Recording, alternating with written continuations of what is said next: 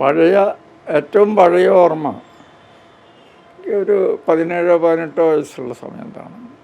കോട്ടുള്ളി സ്കൂളിൽ വെച്ചിട്ടായിരുന്നു ആ സംഭവം. ഞങ്ങൾക്ക് ഇങ്ങനെ വരിയാക്കിയിരുന്ന് നിർത്തി. 3 വരി ഉണ്ടായിരുന്നു. എന്നിട്ട് കൈപൊക്കലാണ്. ഇന്ന ആൾ എന്ന് പറയും, അയാൾ പിന്നെ ജയിക്കണം എന്ന് ആഗ്രഹിക്കുന്നവർ കൈപൊക്കും. അങ്ങനെ കൈ എണ്ണുന്നു. അങ്ങനെയായിരുന്നു ആ വോട്ട്. അത് എനിക്ക് തോന്നുന്നു അത് ഒരു 46-ലോ 47 സ്വാതന്ത്ര്യത്തിൻ്റെ മുന്നെയാണ്.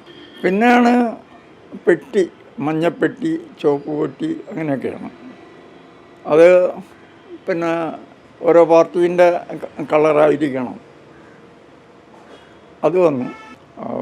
16-17 വയസ്സിൽ തൊട്ടിട്ട് ഇപ്പം 97 വയസ്സായി. അപ്പം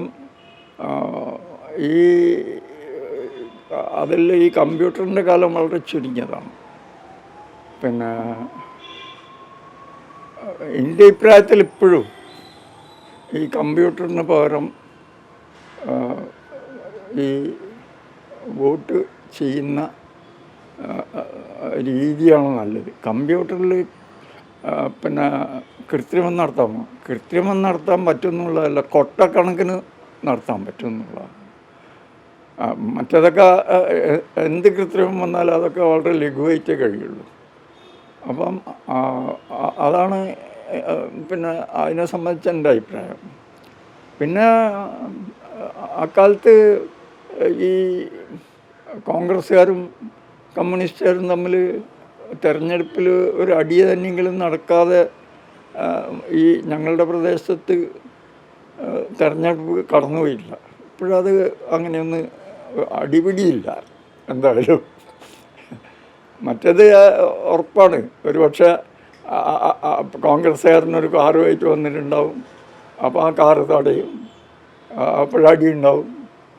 അതിൽ കളരിക്കാരിയൊക്കെ ഇരുത്തിയിട്ടായിരിക്കും വരുന്നത് തന്നെ, ഒരടി ഉണ്ടാക്കാൻ വേണ്ടി തയ്യാറെടുത്തിട്ട് കോൺഗ്രസ്സുകാർ. അപ്പോൾ ഇങ്ങനെയൊക്കെയായിരുന്നു ആ പഴയ കാലത്തെ, ഞാൻ വോട്ട് ചെയ്യുന്ന കാലത്തെ കാര്യം. പിന്നെ മറ്റൊരാശയം വന്നു.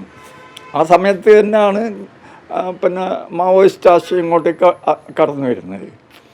അപ്പം സ്വാഭാവികമായിട്ടും അതും കൂടി വായിക്കുകയും ഇത് കാണുകയും ചെയ്യുന്നതിനോടുകൂടി കാര്യങ്ങളുടെ ഗതി മനസ്സിലായി.